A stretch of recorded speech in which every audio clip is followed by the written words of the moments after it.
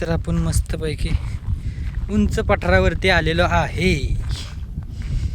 इथून सगळं मस्त मस्त क्वालिटीमध्ये जसं हवं तसं वातावरण आहे.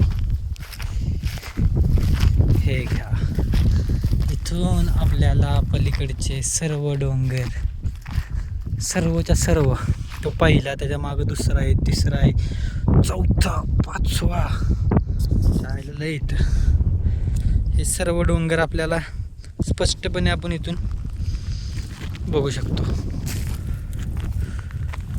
मस्त मध्ये अशा डोंगरांवरती उंच जागेचं वैशिष्ट्य हे असतं की आपल्याला जास्तीत जास्त लांबची दृष्टी भेटते.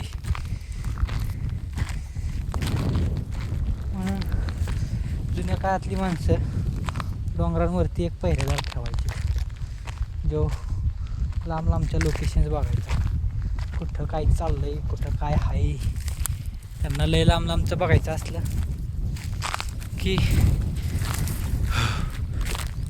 अशा उंच ठिकाणी जायचे.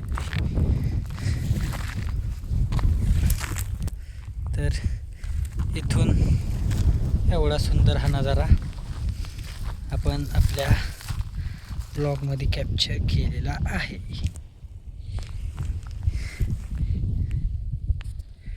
ओके, हा नॉर्मल व्ह्यू. एक दिवस त्या समोरच्या टेकडावर पण जायचं आहे, पण सध्या कामावर पोचायचं आहे. त्याच्यामुळे स्टे कनेक्टेड. हरे कृष्णा.